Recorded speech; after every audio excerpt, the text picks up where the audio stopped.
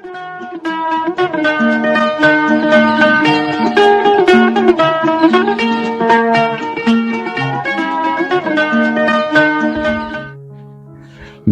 आदाब, hello friends. आपके साथ मैं हूं फराज और फिल्मी फराज ये चैनल है। इस पर हम बड़े मज़ेदार किस्से आपके लिए लेकर आते हैं और आप हमें कमेंट्स करके बताते हैं।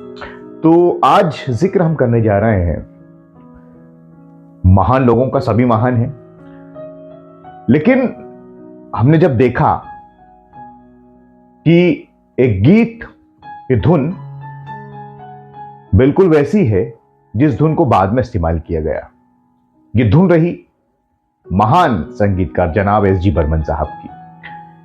बर्मन दादा की खासियत ये रही दोस्तों, अगर हम मेल सिंगर्स की बात करें तो उन्होंने रफ़ी साहब से भी खूब गवाया और किशोर दा से भी। बाकियों से तो गवाया ही, तलत जी से, मन्ना डे जी से, हेमंत कुमार साहब से, वैरायटी। लेकिन अगर हम देवानंद साहब की बात करें तो बराबरी से गजलें वगैरह जो बेहतरीन गीत होते थे, कंपोजिशंस, उन्होंने बखूबी इस्तेमाल किया रफ़ी साहब की आवाज़ का और किशोर दा की आवाज़ का। शुरू ही से रफ़ी साहब भी उनके फेवरेट थे और किशोर दा भी। अब मैं ये जिक्र इसलिए कर रहा हूं क्योंकि आज के इस कार्यक्रम में देवानंद साहब का भी जिक्र होगा। दोस्तों, गुरुदत्त साहब का साथ रहा ओपी नैयर साहब के साथ।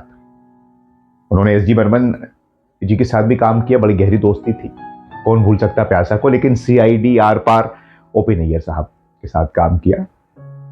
और गुरुदत्त एक फिल्म बना रहे थे, बहारें फिर भी आएंगी, लेकिन उस फिल्म के दौरान हादसा हो गया और गुरुदत्त साहब नहीं रहे। फिर ये फिल्म डबल से बनी, फिर धर्मेंद्र आए इसमें और एस जी बर्मन साहब पहले संगीत दे रहे थे, फिर बाद में संगीत दिया ओपी नैयर साहब ने, क्योंकि बर्मन दादा को उन दिनों हार्ट अटैक हो गया था और वो गीत कंपोज नहीं कर पाए। यही वजह है कि फिल्म गाइड के लिए भी देवानंद रुके।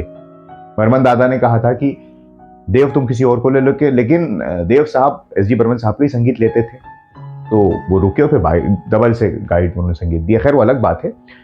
अब बहारें फिर भी आएंगी जब पहले बन रही थी फिल्म, तो इसमें बर्मन दादा ने एक गीत रफ़ी साहब की आवाज में रिकॉर्ड किया था, कोई ना तेरा साथी हो। ये गीत बहुत बाद में आया, ये किसी फिल्म में बाद में नहीं रहा, लेकिन ये टाइटल सॉन्ग अगर आप इसको सुनेंगे, मजरू साहब ने लिखा है, तो इसमें बहारें फिर भी आएंगी।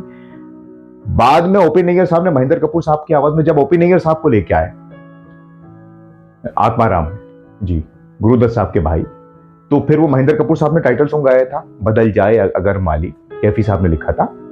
लेकिन जब गुरुदत्त साहब इस फिल्म को बना रहे थे तो एस जी बर्मन साहब का संगीत था और उन्होंने रफ़ी साहब की आवाज में इस टाइटल सॉन्ग को रिकॉर्ड किया था, कोई ना तेरा साथी हो। ये अवेलेबल है, आपको सुनने को मिल सकता है, हो सकता है आपने सुना भी हो।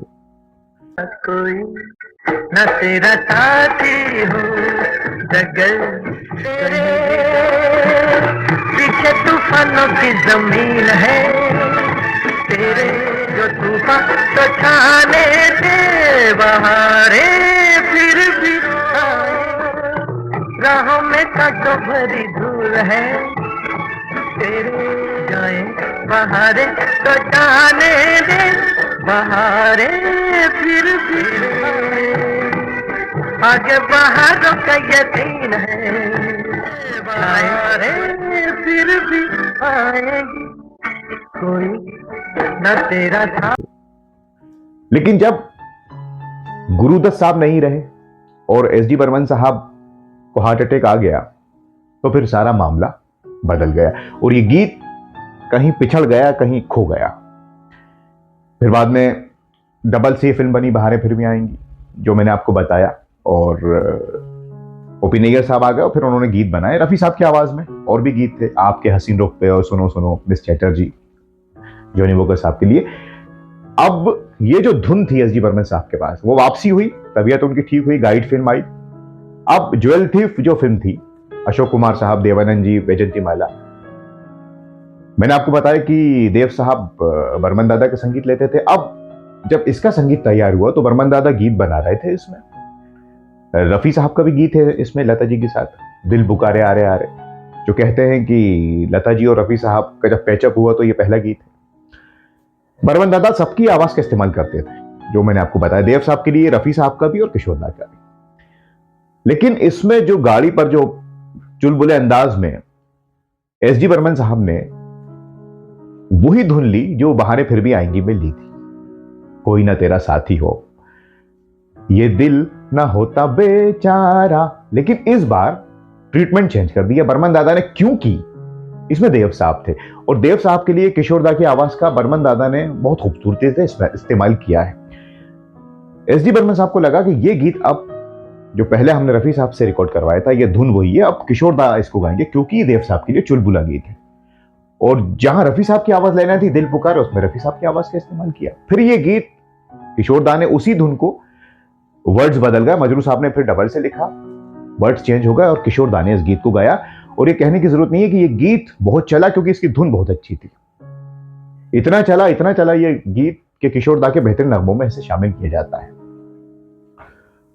ये दिल न होता बेचारा, कदम न होते जब से जमाने हैं बाहर के, हम भी मिलना लिखा है तो आएगा, खड़े हैं हम भी राह, उसको नहीं मैं पहचानता, बंदा न कोई बुलाएगा, खड़े हैं हम भी राहों में, रत कोई अपना हम सफर होता हो ये दिल। तो कहने का मतलब यह है कि पुरानी धुन को नई तरह से इस्तेमाल किया एसडी बर्मन साहब ने। पहले रफी साहब की आवाज में लिया था बहारें फिर भी आएंगी में, वो फिल्म छोड़ी, उसके बाद ज्वेल थीफ में किशोर दा की आवाज में उसी ट्यून को यूज किया बहुत खूबसूरती से। अब वो गाना रफी साहब की आवाज में तो नहीं आ पाया, बाद में आया तो खूब चला, शायद जब भी चलता। लेकिन फिर रफी साहब के चाहने वालों ने और बर्मन दा के चाहने वालों ने इस गीत को ढूंढा, मिला उन्हें वो कहीं ना कहीं। आजकल तो इंटरनेट का जमाना है, तो अब इसका ऑडियो मिल गया है। रफी साहब की आवाज में ये गीत लोग सुनते हैं, थोड़ा ट्रीटमेंट उसका अलग है, थोड़ा हल्का सा वो स्लो है, और किशोर दा का थोड़ा सा फास्ट है क्योंकि रिदम बदल गई थी। बहरहाल ये किस्सा था एक धुन का और दो गीतों का। दो महान सिंगर्स ने इसे गाया, रफी साहब और किशोर दा ने।